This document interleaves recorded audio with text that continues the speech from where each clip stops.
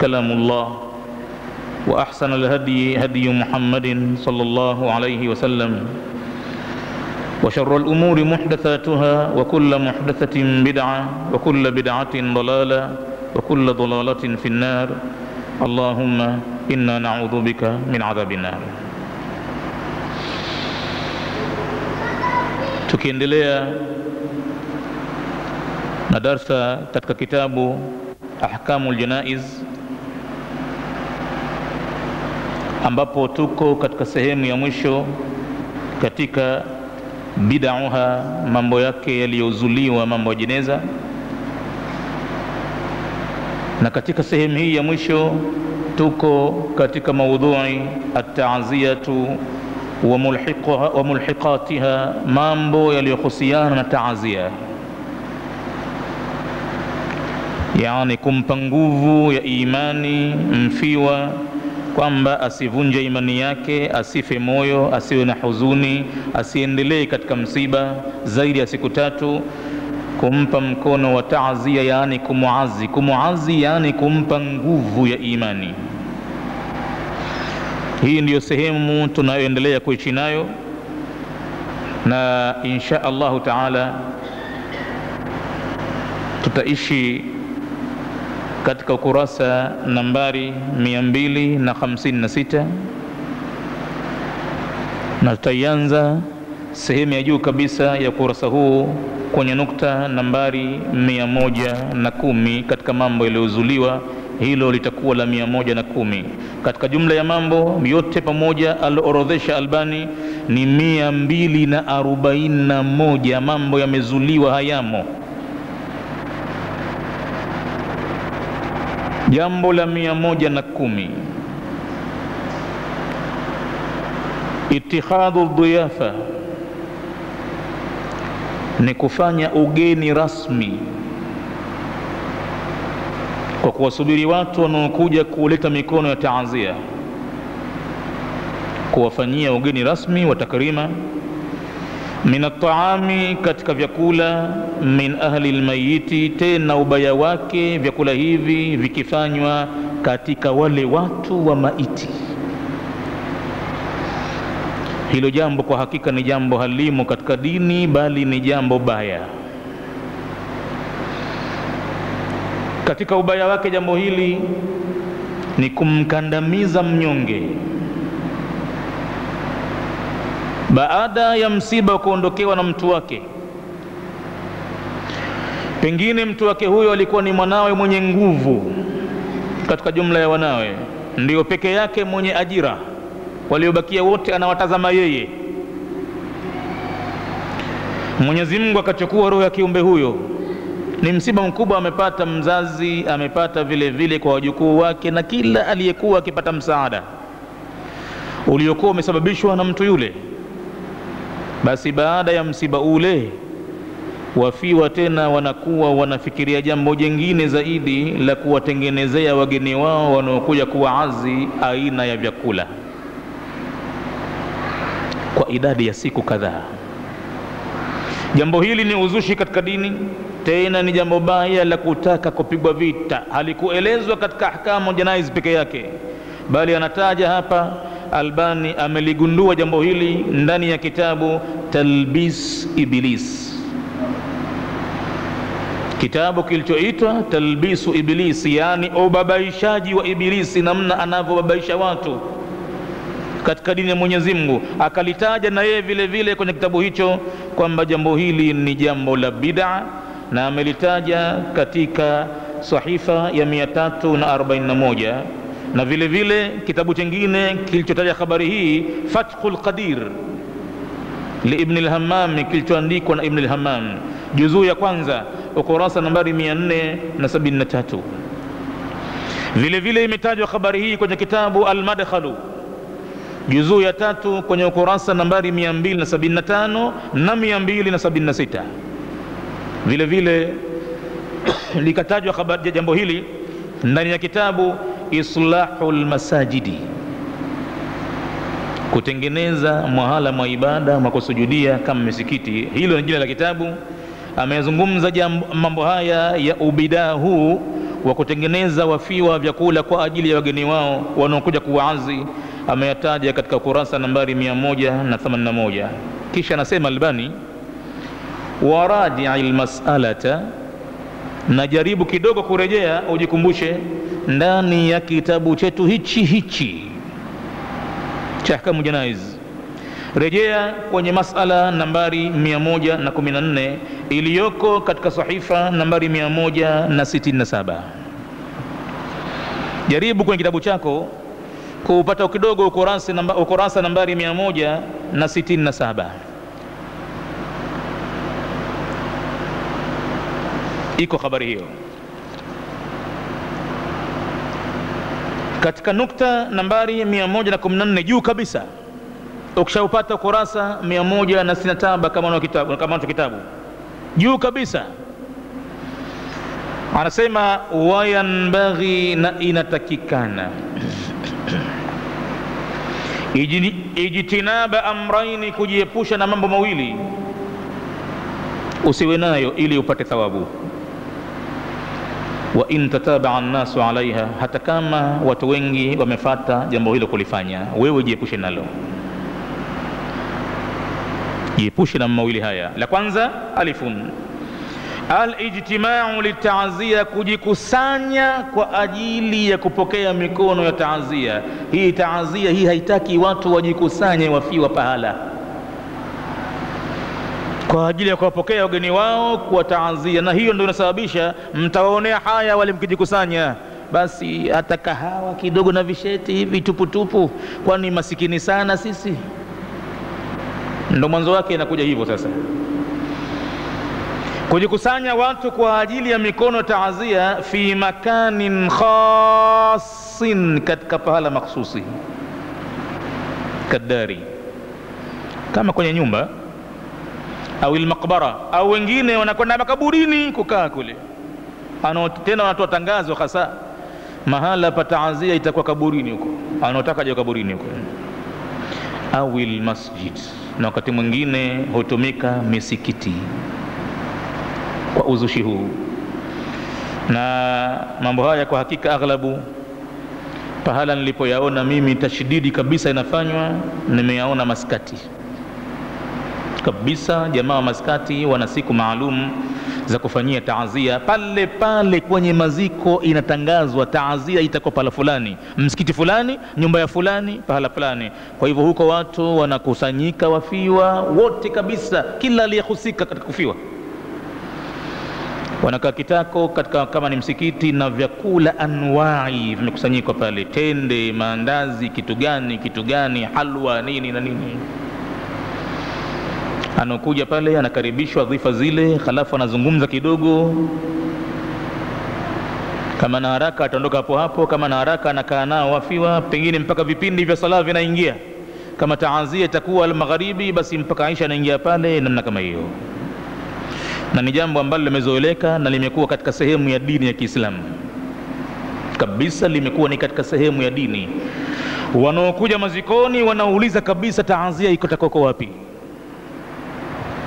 na wanaambiwa taazia iko pahala fulani, kwa hivyo wanakwenda kwa azi.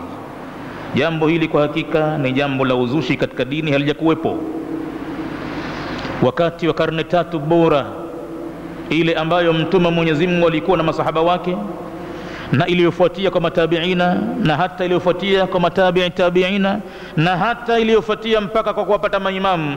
Hayakuwepo mambo haya. Haya mambo wameazusha wajanja wanaopenda kula sana. Wametia mambo haya katika dini mpaka yakaeleweka kwamba ni sehemu ya dini. Wafiwa wanahangaika na watajidhani kwamba hawakumzika vyema mtu wao, wataogopa kulaumiwa, wamemtupa mtu wao, hata pahala pa taazia pamewashinda. Hiyo alifun. Baun, la pili, mbali ya kujikusanya, itikhadhu ahli almayiti, ni kutengeneza watu wa maiti at-taama, chakula, lidhiyafati alwaridina lilazai, kwa ajili ya kuwakirimu ugeni wale wanaokuja kwa ajili ya kuleta mikono taazia. Kutengeneza chakula wafiwa ni makosa makubwa. Kama hapana budi, wao ndio wakupewa, maana wao ndio wenye msiba.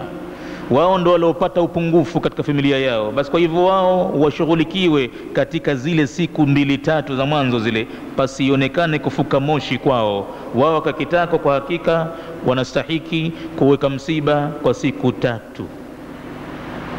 Baada ya siku 3 waondoe msiba na kila mmoja afanye shughuli zake, bila ya wao kuhangaika kupika chakula, bali kama hapana budi wao ndo wafanyiwe takrima ya kupelekewa chakula, na chakula kiwe si cha israfu, si kingi bila kiasi kikakosa walaji. Chakula wanatizamwa watu wa nyumba ile wako wangapi, na bila shaka watakuweko pale na jamaa zao, wametoka shamba, wametoka bara, wametoka wapi. Basi panatizamwa pale pahala kiasi gani kitawafaa watu. Basi wanakaa kitako kwa siku zile, wasihangaike kupika, wao ndo wakupewa na sio wao kuwapikia watu. Kuwapikia watu wao ni uzushi mkubwa katika dini ya Mwenyezi Mungu. Wadhalika, akasema katika kurasa huo nambari 167 Albani ya kwamba jambo hilo limekuwa ni uzushi lihadithi Jarir ibn Abdillah al-Bajali, ni kutokana na hadithi ya bwana Jariri ibn Abdillah al-Bajali radiyallahu anhu qal, Mwenyezi Mungu amradhi, amesema kunna na'uddu, tulikuwa sisi tunahisabu, wa fi riwayatin nara, na katika masimulizi mengine imekuja kauli kunna nara, tulikuwa sisi tunaona, al-ijtimaa, jambo la mkusanyiko, ila ahli al-mayiti, kwa watu wa maiti, yani wafiwa. Tulikuwa tunaona jambo hilo la kujikusanya, wa sani'ati at-ta'ami, na kutengeneza chakula, baada dafnihi, baada ya kuzikwa maiti. Tulikuwa tukiona sisi tukihisabu mina an-niyahati, ni katika sehemu ya maombolezo, ni kuomboleza. Sisi maswahaba wa mtume tukiona hivyo. Kisha akaeleza chini katika kurasa nambari 1 kwamba qala an-Nawawi, amesema Imamu an-Nawawi fil Majmu'i, katika kitabu Majmu'i. Maana mambo kama haya wakiyasema watu wengine, mara hutupiwa ile sifa ya Wahabi, sifa hiyo kadha kadha, ili wasipate kuwasikiliza watu wengine wanaotafuta ukweli wa dini yao kuijua. Upesi ukimbilia hao ndo watu wenyewe, hao ndo hivi. Lakini anapoingia kama mtu Imamu Nawawi pahala, inakuwa tena jambo linapata nguvu nyingine ya ushahidi. Manake Imamu Nawawi anakubalika mpaka kwa watu wa khurafati. Al-Habibu Nawawi Abu Zakaria anajulikana rasmi ni mwandishi aliyekusanya hadithi ndani ya kitabu Riyadhus Salihin. Yeye msikize anaposema sasa, na yeye anasema wa amma aljulusu litazia. An-Nawawi huyo, ama kukaa kitako watu kwa ajili ya kupokea mikono ya kuazi, fanassa Shafi'i, hilo jambo amelieleza Imam Shafi, na Shafi ni imamu wake huyu An-Nawawi, manake yeye ni mfuasi wa Shafi. Sasa anasema fanassa Shafi'i, kwa hakika ameeleza Imam Shafi wal musannif, na vile vile musannif, wasairul ashabi, na waliobaki katika masahaba wameeleza ala karahatihi, juu ya uchukivu wake jambo hili. Masahaba wameeleza, Imam Shafi ameeleza, na wengine wameeleza kwamba hili jambo ni baya, linachukiza. Qalu, wakasema yani biljulusi laha, yani kwa ajili ya kukaa kitako, kwa ajili ya kuaziwa wafiwa. Jambo hilo an yajtamia ahli almayit, ni kukusanyika watu wa maiti, fi baitin, katika nyumba fulani, fayaksiduhum, ili wakapata kuwakusudia wao, man arada at-ta'ziya, kila aliyekusudia kwenda kuwazi ende pahala fulani. Qalu, wakasema bal yanbaghi, bali yatakikana an yansarifu, waondoke baada ya kuzikwa maiti, wafiwa watawanyike, wasiweko pale pahala. Hata pale nyumbani wakimbie kidogo, maana patakuwa na zogo. Ule msiba utakuwa kila wakati unakuwa unafanywa upya tu, na watu watakuja na maombolezo na kujiliza, na wengine waongo, hawana hata machozi ya kulilia. Anavizia pale paliwe chakula ndolo kuendea tena, atakamua we atajiliza na kuomboleza na hadithi nyingi kuleta. watakiwavyo. Haya maneno wanayazungumza hawa kina Imamu Nawawi, wanasema yatakiwa an yansarifu, waondoke, fi hawaijihim, watawanyike, wende kwenye haja zao mbalimbali. Anaokwenda kazini aende kazini kwake. Faman sadafahum, atakaye swadifu kuwakuta popote pale atapokuta, ikiwa njiani, ikiwa sokoni, basi azahum, atawapa mkono taazia popote pale, tamarikiti. Ya bwana, nimesikia kifo cha mzee na hivi na hivi na hivi, huu ni mkono wako. Adhama Allahu ajraka, Mwenyezi Mungu autukuze ujira wako. Wa ghafara limayitika, na amsamehe Mwenyezi Mungu maiti yako, na hivi na hivi na hivi, kumtakia pale maneno ya kumtia nguvu kwenye imani, aondokewe na unyonge. Na kama anacho chochote cha kumsaidia, natia mkono mfukoni, namsaidia.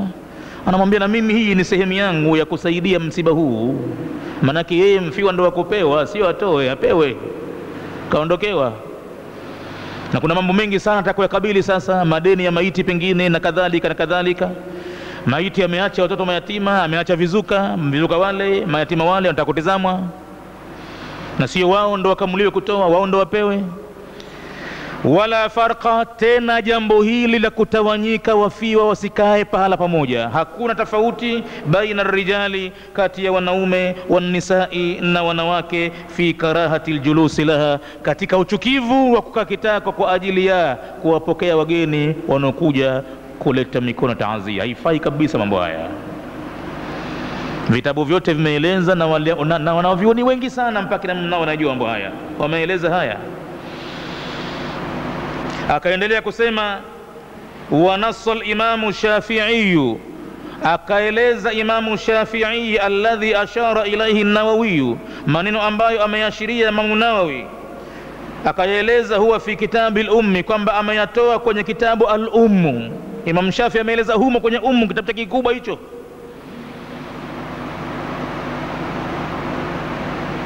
ya kwamba wa ukriha almaatimu, na imechukizwa habari ya misiba kuiendeleza sana zaidi ya siku 3. Wa hiya aljamaatu, na namna ya msiba kuukuza ni kujikusanya watu kwa ajili ya kupokea mikono taazia. Wanajikusanyia nini? Wa in lam yakun lahum bukaun, hata kama hakuna kilio, basi atakakitako kimya, wamejinamia hivi, aje mtu pale kuja kwa mkono, wamekaa pamoja hivi. Fa inna dhalika, kwani hakika kufanya hivyo, yujaddidu alhuzna, kutaifanya huzuni iwe mpya kila wakati. Na jambo la kuifanya huzuni ikiwa mpya katika Uislamu haitakiwi. Huzuni, kujikumbusha mambo ya kidonda. Kama kweli watu wanawapenda waliondoka duniani, basi jamaa zao wapo, wawatizame kwa kuwapa misaada, waulize nani amahitajia skuli ya hapa fee zake, wawalipie watoto mafia skuli. Wakijua ya kwamba kuna mtoto ameshindwa kwenda chuo kikuu, wao wachukue sponsorship ya kumfanya mtoto wa marehemu akasome mpaka amalize, kama ni kweli linawauma. Na wakikuta kiwete amekaa kitako, sasa kahujumiwa katika msiba uliotokezea, miguu hana hichi, wamtafutie kigari cha kuendea na shughuli zake, na sio kujikumbusha watu misiba kwa kujikusanya na kutafuta vitabu vya Qur'ani na nyadhifa ambazo wanakula wenyewe. Kama ni halua pale watakula wenyewe, watafurahi wenyewe. Wale kule mayatima kule hakuna kitu, na kama zitakusanywa za mayatima watapiga kuni watu waongo, watatafuna. Halafu misiba hiyo haishi. Kila mwaka tarehe ile ikifika, lazima watu wahuishe jambo la kujihuzunisha. Katika Uislamu marufuku jambo hilo. Hayo mambo hayo wameyafanya Mayahudi, wakayachomeka ndani ya dini, wakawapachikia wale watu wanaoitwa Mashia, wakaambiwa nyinyi mko tofauti, nyinyi watu wa mtume, nyinyi jamaa zake mtume, nyinyi amedhulumiwa Husaini, nyinyi. Kila mwaka shetimu mkumbuke Husaini, na katika kumkumbuka sio mnamkumbuka tu, shati ujilabu uonekane kama we kweli una uchungu naye. Kwa hivyo wanajilabu, wanajipiga, wenye kujipiga magumi mbali, makofi mbali, na mpaka visu, minyororo, na huko nje huko Lebanoni na kadhalika huko, basi watu wanajilabu kwa kukata ndimi zao. Mtu atoboa ulimi kwa jisu, halafu anaufunga pale kama mshipi, halafu ndio kajilabu, na wanaitakidi kwamba ukifa pale moja kwa moja ila aljanna, ila aljanna. Mtume kakataza kujiadhibu kwa ajili ya msiba. Laana Allahu shaqa walhaliqa wasaliqa, Mwenyezi Mungu amemlaani mwenye kuchana nguo, wachilia mbali kujipiga, kuchana nguo zake, na mwenye kujipiga makofi ikiwa ya mdomo, ikiwa ya mapaja, na mwenye kunyoa nywele zake kwa ajili ya msiba. Mtume wa Mwenyezi Mungu amelaani. Halafu uje useme kwamba ukifa pale umeingia peponi kwa kujipiga? Abadan, safari moja kwa moja ila nari. Hakuna hivi wala hivi. Mwenyezi Mungu hataki. Ukijipiga manake umemlaumu Mwenyezi Mungu, amekuharibia mambo yako. Ndio maana unajipiga ati. Ujipigie nini?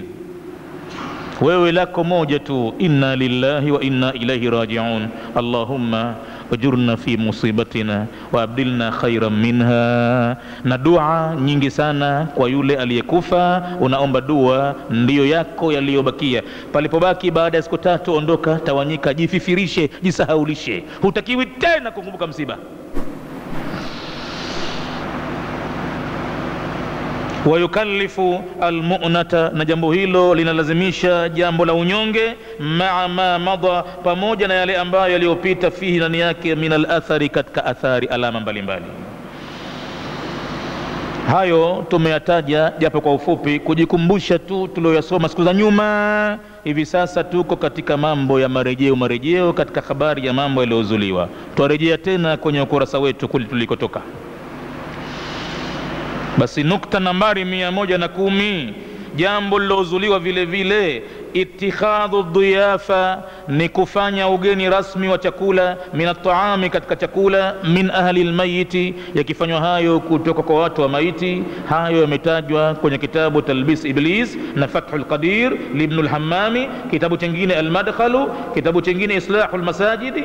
Na ndiyo tumerejea kama alivyotuambia Albani, waraji'il mas'alata 114, rejea katika mas'ala nambari 114. Tumerejea, tumeona kidogo mambo yalivyozungumzwa kule. Tunaendelea sasa na jambo la 111 katika mambo yaliyozuiwa vile vile.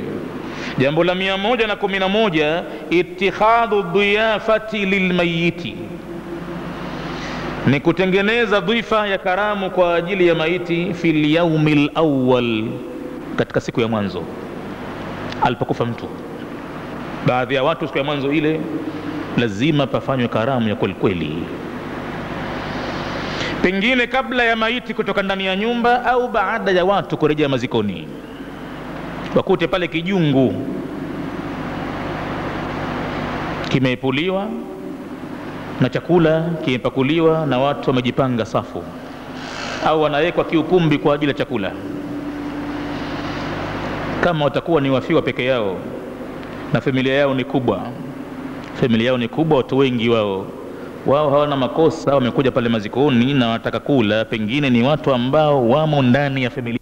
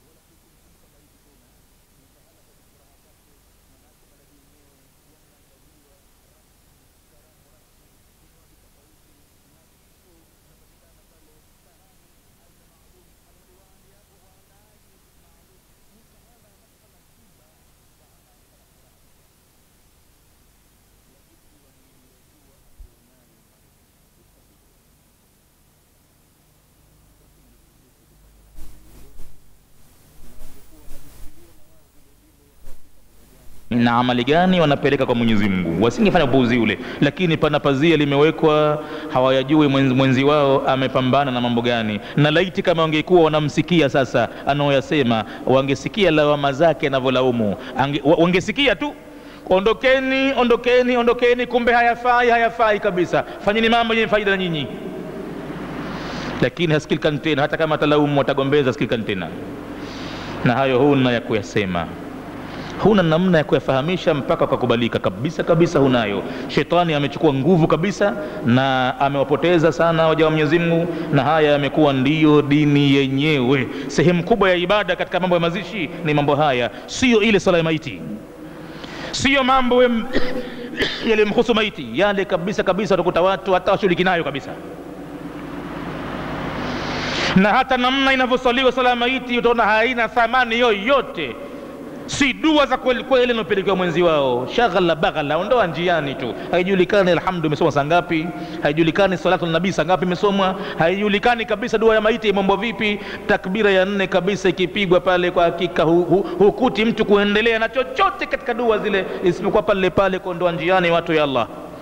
Labda baada ya kumaliza sala ya maiti ndo itakuja tena mambo mengine ya upuuzi ya ikhlas 11, as-salatu an-nabii 10 maratin, labda vitu kama hivyo ndo utaona ambavyo shetani kavifanya kuwa ni dini. Lakini sala ya maiti ipelelezeni inavyosaliwa, ni kuondolewa njiani, ni sukuma tu, na huenda ikawa watu hawaijui, na ndiyo maana naondoa njiani. Unashangaa mtu alhamdu kaisoma saa ngapi, na ile as-salatu ala nabii kwa namna inavyosaliwa katika tahiyatu ndani ya sala, utakataa kama mtu ameweza kuipata japo kwa mara moja tu, namna anavyokwenda imamu.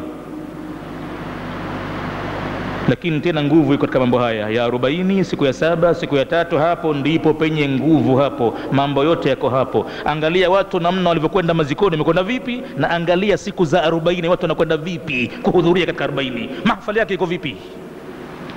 Na siku za takhtimu watu wanakwenda vipi, wanawake kwa wanaume. Wanawake wamezidi jamani, wanawake wamekuwa kama wanakwenda harusini na kujipamba na malipstiki na ghasia na kila kitu. Ndio kuna takhtimu sasa. Kule mazikoni kule mtu kaenda shaghala baghala hivi hivi tu, lakini ngoja anapokwenda katika takhtimu sasa, huko ndo kwenye mambo, huko ndo kwenye mchujo, unachujana watu mpaka mavazi kama nini, katia kiatu gani mwilini, hakadha.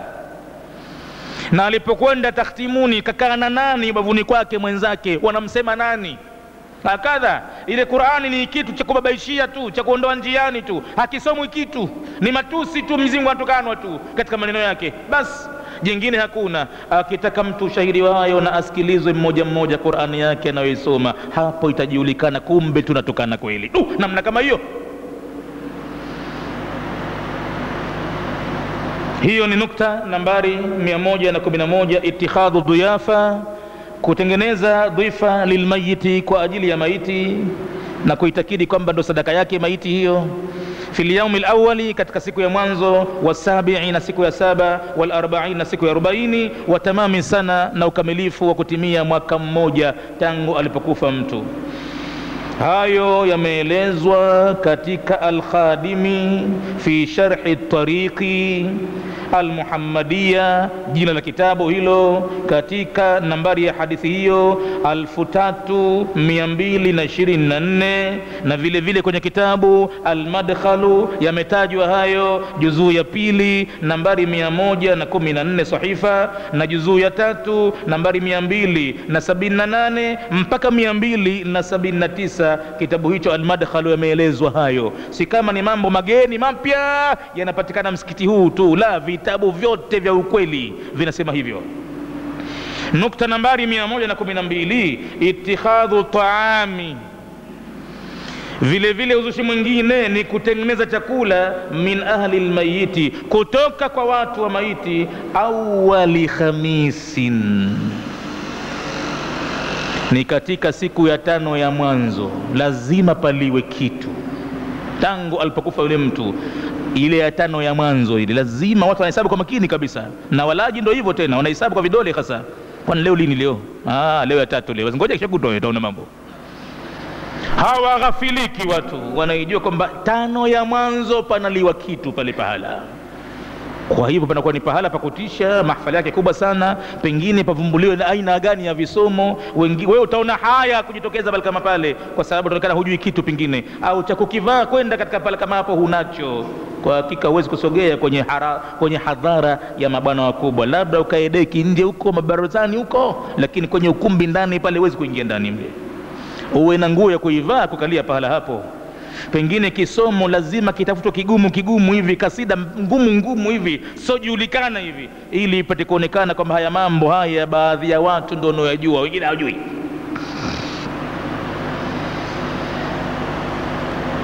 Mia moja na 13 ijabatu ni huu wito, manake hapa ndipo tulipokamatwa sote, hatutoki. Tunaona haya, tunastahiana, na mwisho tunatia hoja ya kwamba lakini si katika haki ya Muislamu jamaa katika mambo 6. Akikualika wende, ndio akikualika wende, lakini katika jambo gani?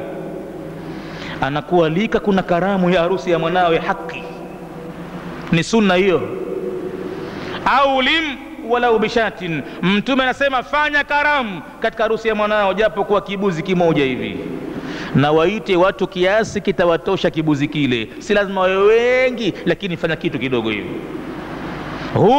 huna kabisa, basi mkate kwa maharagwe, mkate kwa mchuzi, huna kitu, visheti haya, lakini watu wafanye, watie kitu mdomoni pale, wamshukuru Mwenyezi Mungu, ndio baraka ya harusi. Sasa uzushi katika mazishi, itikhadhi ijabatu da'wati ahli almayiti, kuitikia wito wa watu wa maiti ila taami, kwenda katika chakula, ni uzushi mkubwa, na yasingestawi mambo haya ila ni sisi tunaoalikwa, tunaokwenda, ndio wabaya zaidi.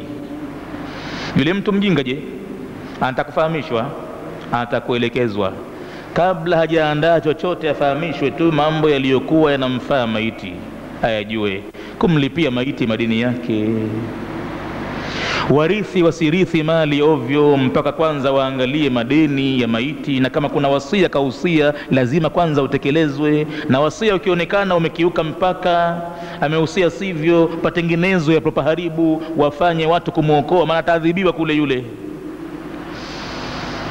Na kama watakulifanya lolote lile, wasiguse mali ya maiti kabisa, kuifanya chochote kile, waache kabisa. Kuna mirathi, kuna mayatima, kuna vizuka, kuna haki chungu nzima za watu.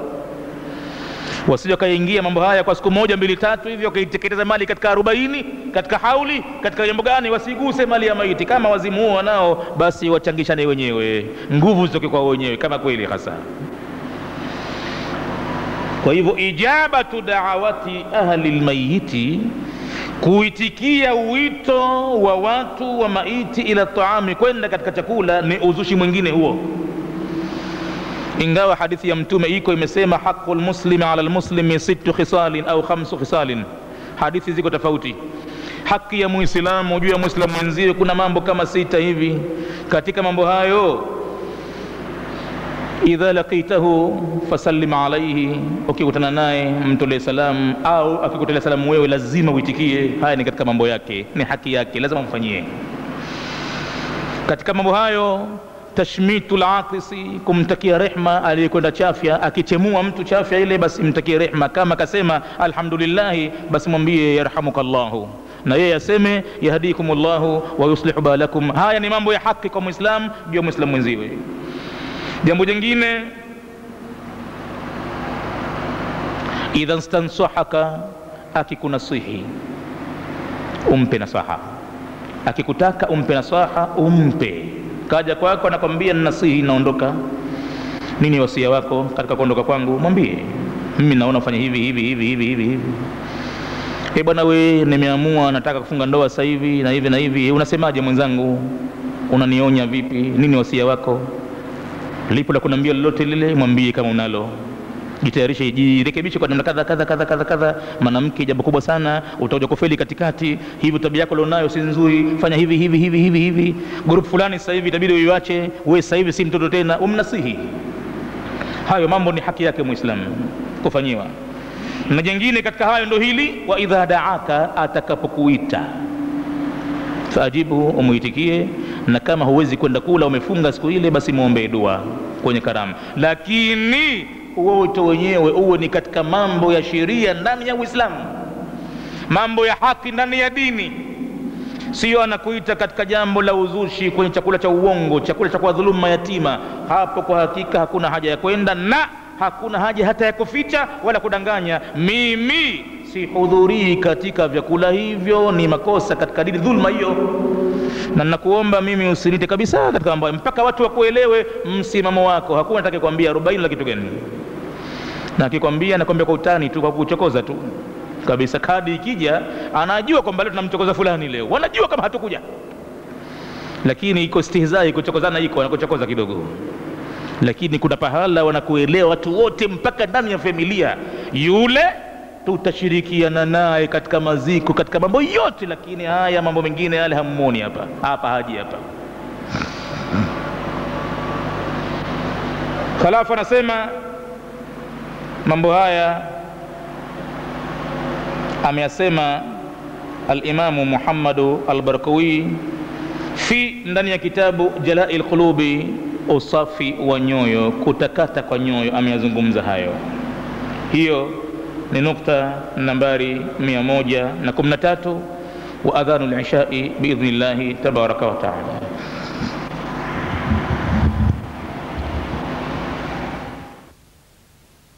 Ni katika mambo ya uzushi, katika mambo ya jeneza, qauluhum, ni neno lao wanaoitakidi baadhi ya watu, na haya labda katika baadhi ya nchi nyingine. Kwetu nadhani kuna mengine haya hayapo, hatujaona bado, au pengine vijijini huko yanaweza kupatikana. Neno lao watu wanasema la yarfa'u ma'idata at-ta'ami, asinyanyue hii meza ya chakula. Mathalan kama kuna meza ya chakula ya kulia, au kama kuna kitanga kimewekwa chini pale, au busati au nini, asinyanyue meza ya chakula hii al-layali thalathi, katika siku 3 za msiba, illa alladhi wada'aha, isipokuwa yule aloiweka meza ile pale ya chakula. Yeye peke yake ndio mwenye uwezo kuiondoa ile. Na wanaitakidi kama atatokea mwingine ataiondosha, atadhurika, atakufa lazima. Upumbavu huo wanao baadhi ya watu. Meza ya chakula ile kwa siku 3 za msiba zile, asije akagusa mtu meza ile, kuna mwenyewe kaiweka, ndio kazi yake ile. Imeelezwa habari hii kwenye kitabu Al-Madkhal juzuu ya 3 ukurasa nambari 276, imeelezwa habari hiyo. Kuna baadhi ya watu wanaitakidi kwamba ni nuksi kubwa kwenda kugusa mtu meza ya chakula, ila yule ambaye kaiweka katika siku 3 zile za msiba zile. Na nambari 115, amalu az-zalabia, kuna baadhi ya mahala lazima itengenezwe zalbia. Zalbia zamani ilikuwa haitoki siku za sikukuu mnazi mmoja pale. Wahindi sana wanafanya zalbia ile nyekundu ile, sukari tamu mno. Baadhi ya watu utamu ule wanavyoupenda, wakaenda akachomeka katika mambo ya mazishi bwana, lazima zalbia iwepo, au maiti ataadhibiwa. Hakuzikika uzuri aslan, zalbia imo, hamna zalbia basi hamjamzika maiti wenu, fanya zalbia. Yani watu wamekuwa wajanja na wanakubalika mpaka katika upuzi kama huu.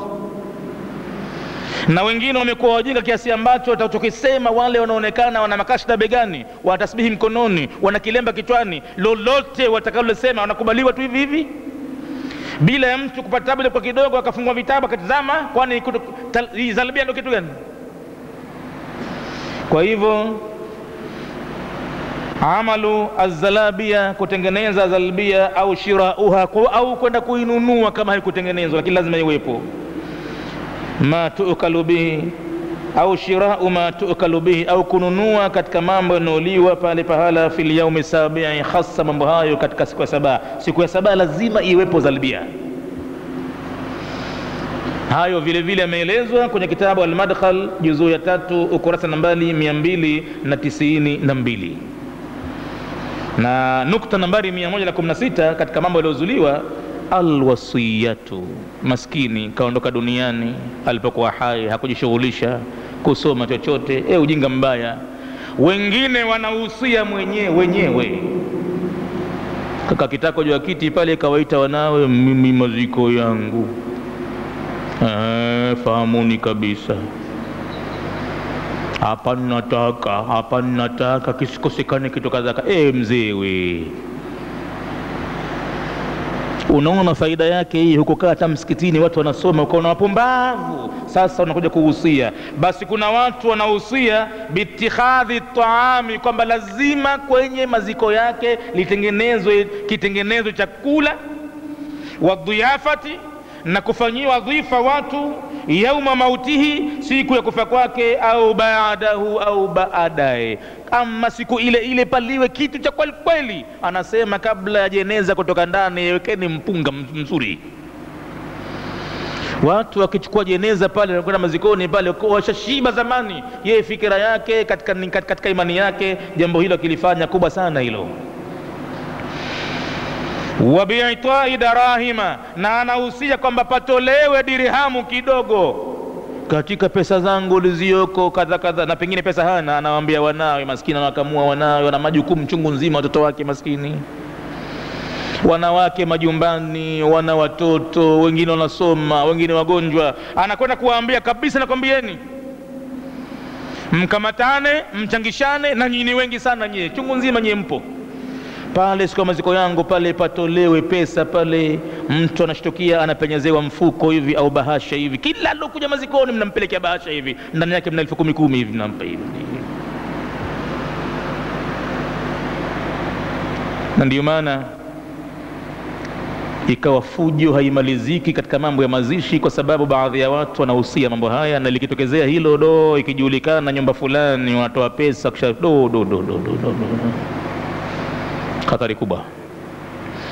Sasa matokeo yake wale wanyonge wa Mungu nao wasiokuwa na kitu wataona fulani ndivyo walivyofanya hivi, na wale watu wanaonekana wanajua dini sawa sawa, nyumba kubwa sana. Sasa na yeye atajikamua vile vile, japo kwa kwenye bahasha. Atie nini kwenye bahasha na hana kitu, maskini ya Mungu? Atie nini? Hizo pesa za kununulia maji tu kwanza awe nazo za kutosha siku hizi. Dumu moja shilingi 100, ayapate mangapi kwa kila siku mpaka aweze kuishi maisha? Mtu nyumba ina watoto, mna watoto changa mle, si bora angeshughulikia mambo hayo kwanza ya uhai? Anakwenda kufanya mambo yasiokuwa na maana baada ya kufa mtu. Hayo mambo yanafanyika. Mtu anahusia patolewe darahima maaduda, dirham ambazo zenye kuhisabika. Anataja kabisa kila bahasha msikote 20,000 cash, apokee mtu ajue kenda maziko ya nani, hakadha. Na pengine hanazo yeye, wanawe anawakamua, wengine watoto wake ni wanawake. Sasa watazipata wapi wanawake hao? Ni wajane, na itabidi fiski sasa ifanywe kwa ajili ya maziko ya baba. Kesha usia pesa zitoke pale siku ile, watapata wapi wale? Au dirham hizi maaduda ziwe special liman yatlu alqur'ana, kwa kila atakayesoma Qur'ani. Basi wakati mnampokea juzuu pale, na huku mkononi una kitu unampa. Pengine si wengi hawayawezi khitimani pale, ataitwa mtu siku moja anakuja siku 3 kiasi hivi, anakwenda kusoma Qur'ani kwenye ufuo, au Qur'ani kwenye kaburi, au Qur'ani mlele na nyumba, na akiondoka anaondoka na kitita. Je, mambo haya yataondoka haya? Wakati mtu anakwenda kusoma Qur'ani ya uongo kwa ajili ya maiti, kwa kuwa mwenyewe kausia, akiondoka anaondoka na darahima maaduda, dirham zenye kuhisabika nzuri kabisa, anakwenda kusukuma tu pale uongo mtupu basi. Na ndio maana ukaona vita hivi ni vikubwa mno. Ukiyazungumza haya umegombana na watu sana, kwa sababu unawaondoshea watu mambo yao.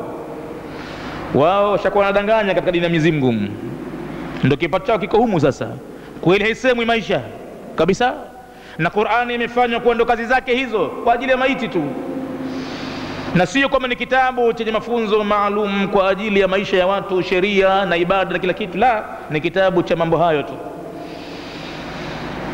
Kwa hivyo liman yatlu alqur'ana, pesa hizo apewe kila mwenye kusoma Qur'ani, liruhihi, kwa ajili ya roho yake maiti, au yusabbihu lahu, au anakuja pale Qur'ani haijui. Hapa itabidi aseme ukweli.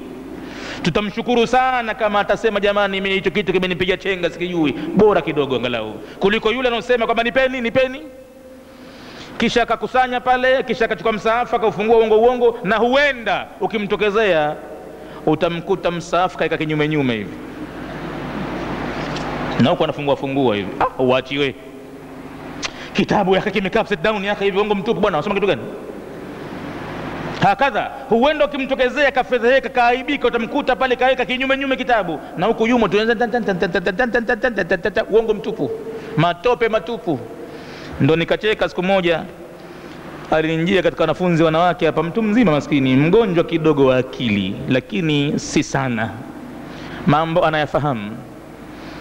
Sasa ikafika wakati wa kumsikiza sura yake, na yeye siku nyingi amekaa hataki kusoma pale, kimya. Kila nikimwambia vipi wewe, mimi nasikiliza tu mimi nasikiliza.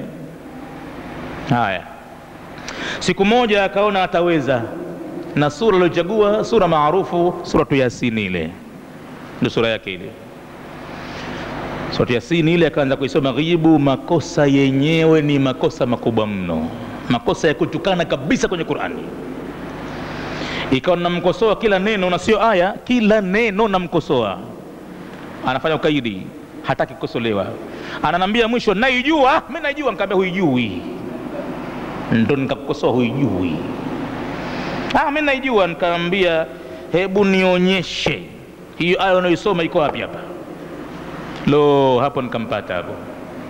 Kumbe ile ni nyimbo maskini anaimba tokea chuoni, lakini anaoyasema kilichoandikwa mle hakijui maskini. Ilibidi pale siku ile aungame, akubali mbele za watu.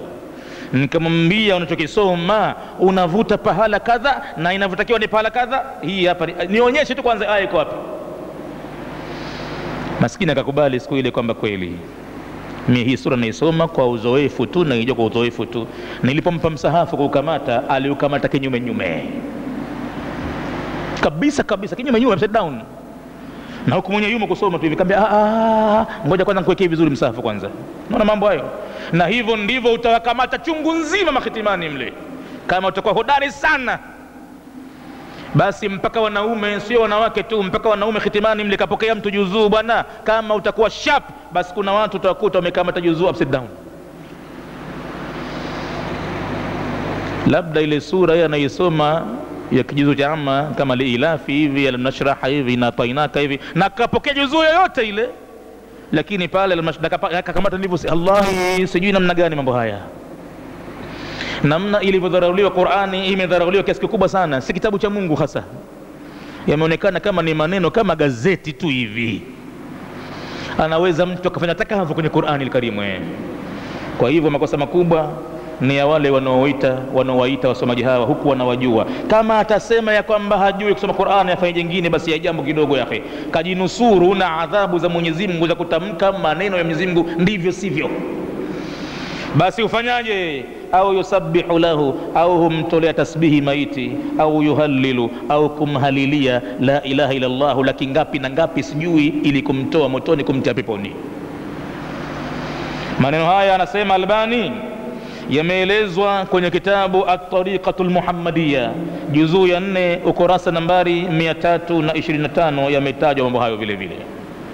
Jambo gani hilo? Mtu anahusia kabisa ya kwamba pafanywe chakula na kukirimiwa watu chakula siku ya kufa kwake au baada yake, au kutolewa pesa maalumu zijulikanazo, ima kwa kupewa waliokuja mazikoni, au msomaji wa Qur'ani atakayekuja kusoma Qur'ani ikiwa siku 3, ikiwa siku 10, ikiwa siku 40, ikiwa siku 1, aondoke pale na kitita rasmi. Au yusabbihu lahu, au kama si Qur'ani basi amfanyie tasbihi maiti, yani ampelekee tasbihi maiti. Au yuhallilu, au ampelekee tahlili pale. Hayo yametajwa kwenye kitabu At-Tariqatu Al-Muhammadiyya. Jingine tunamalizia hapa kwa leo inshallah. Jingine, alwasiyatu, ni wasia anaotoa kabisa mtu katika uhai wake, bi an yabita inda qabrihi rijalun, kwamba katika kaburi lake waje walale watu. Jamani, kuna mambo duniani we. na akhira yatakuwa makubwa sana mambo haya. Wewe unakwenda kuwahusia watu waje walale kaburini kwako, kwa faida gani ambayo unaijua kwenye akili yako utaipata? Na pengine aliyoyafanya anayajua, basi ule woga ule anao mwingi, basi jamani je mkaa msinitupe, mlale pale na mie pamoja, virungu vikianza pale nye mpo.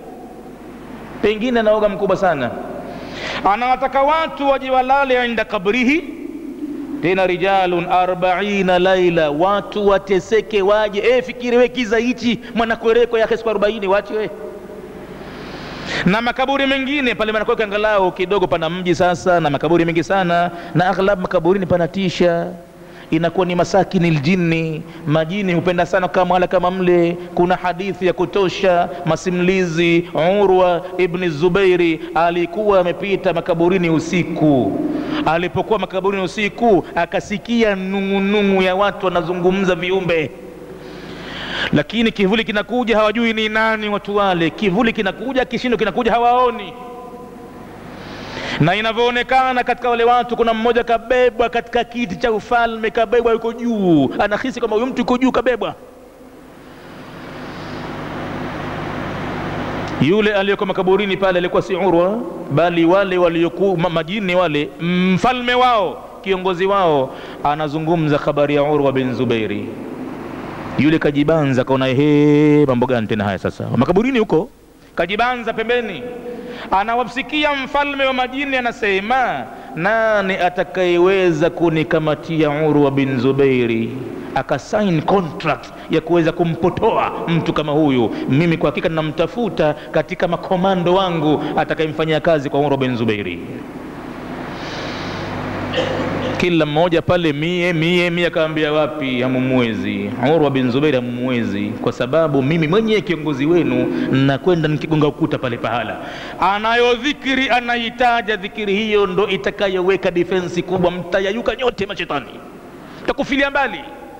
Anapoitumia dhikiri hiyo nzito, anaitoa ndani ya moyo wake, kwa hivyo humsogelei. Yule aliyekuwa makaburi kajibanza pale anasikiliza ile. Walipopita wale majini, kaondoka kamtafuta Urwa mpaka mpata, akamwambia, Urwa, lazima unipe dhikiri unayoitumia